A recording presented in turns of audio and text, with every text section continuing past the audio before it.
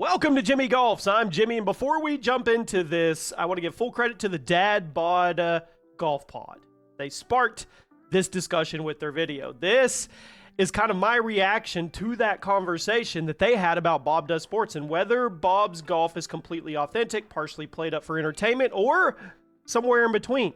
And one thing I really want to make crystal clear here, this is not an attack on Bob or Bob Does Sports, but it does beg the question because there's different dynamics involved as a brand or creator grows and what the expectations are and what they're known for, and then they can back themselves in a corner, be pigeonholed, and all of that kind of plays into this. And I think it's an interesting conversation, but I do want to say up front, this is not an exposing Bob Does Sports for faking everything that he does with golf. It's not like that at all.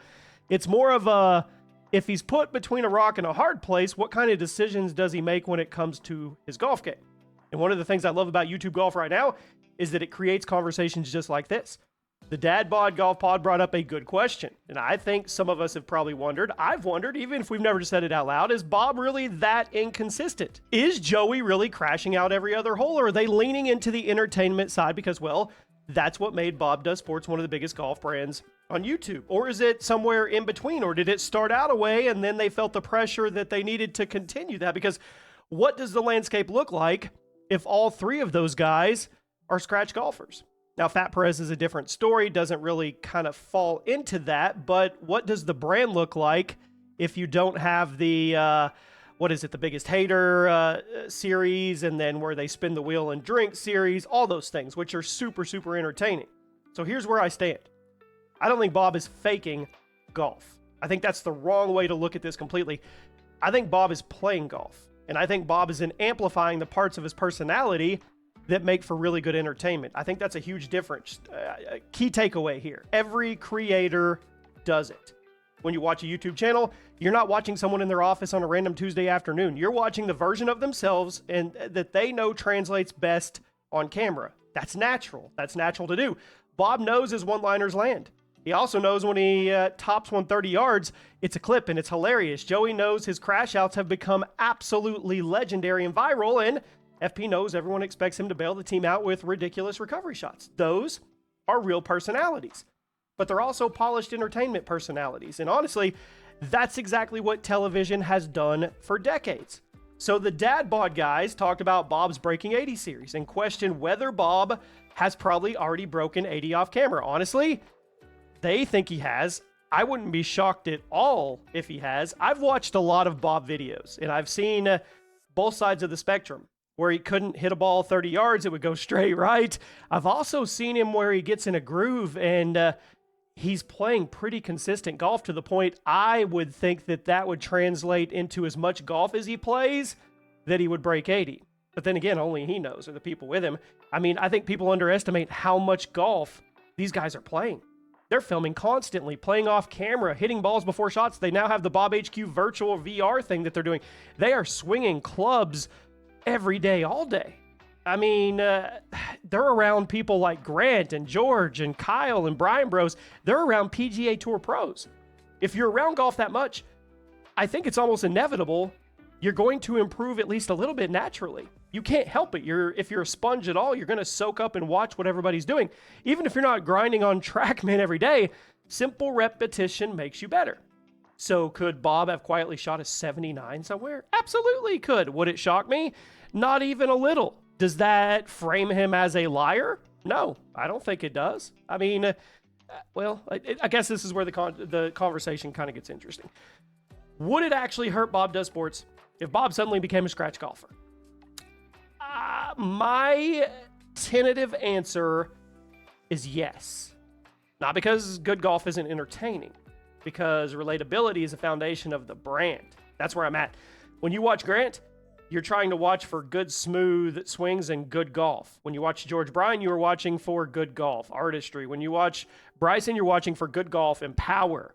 I mean, when you watch the Bryan brothers, ridiculous shot making. I could go on and on and on. When you watch Bob Does Sports, ask yourself, what are you watching for?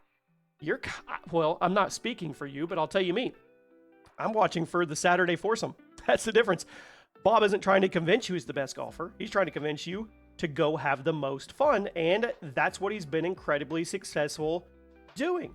So I think about what people quote. Nobody quotes perfect 7-iron shots. People quote have a day, scumbag, the cart conversations, all the reactions and the meltdowns, the food challenges, the alcohol challenges, the chemistry that these guys have as entertainers / golfers.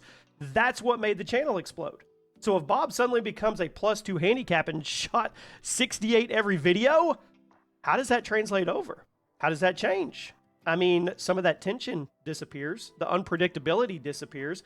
You stop wondering if he's going to make a triple bogey and have a complete crash out on this hole, because now he's probably not going to. The same with Joey. The legendary crash outs go away because they're going to be shooting really good scores for the most part. Does it make it less entertaining for you based on the corner that they've put themselves in for the entertainment value that they bring? Or are you on the other side of that and you say, it's okay, that's cool, I'll watch them on the good side of golf spectrum and I won't have as many funny moments, but now we get to watch them actually compete? That's the question, right? I don't think that means Bob has to stay at 12 handicap forever. In fact, I think improvement is actually good for the channel, but not a lot. The dad bod guys mentioned that sweet spot around low 80s golf, and I agree with them. So imagine Bob becomes someone who can shoot 79, but he could also shoot a 91. That's still compelling because every weekend golfer knows that feeling. They do. Now, I don't know that feeling. I know the feeling of being able to shoot an 89 and then a 101, but not a 79, 91. Anyway, I mean, one day you're striping the driver, next day you're making an 8 on a par 4.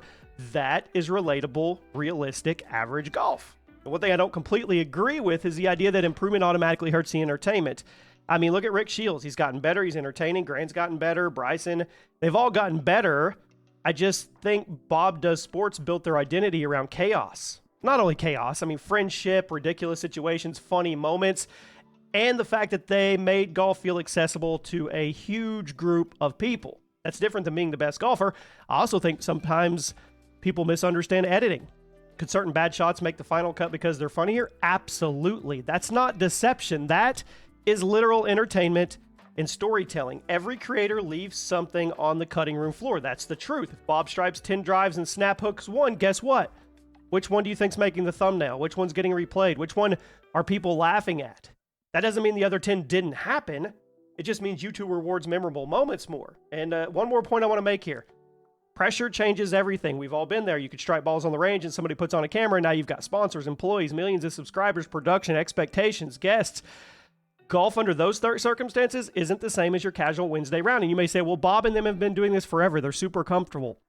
To a degree, but they're around a lot of big people now. And they are big people too. Pressure is always going to be there. I think Fat Perez is actually the perfect comparison. The dad bod guys pointed out how much FP has improved over the years, and that's undeniable. His swing is repeatable. He's clearly putting in the work. He plays everywhere. He competes. He's around elite golf constantly, and his role on the channel is different than Joey and Bob. He's the assassin. Bob isn't. Bob's role is to drive the conversation. Joey's role is complete and utter chaos. FP's role is excellence. I mean, honestly, that's what they're looking for. And I think that's why the formula works. Everybody has their own lane. So I guess if I go back to it and answer the original question, is Bob faking? No. Do I think he's aware of what makes good entertainment? Absolutely. Do I think he's probably better than we sometimes see? Probably. Would I be shocked if he broke 80 without cameras?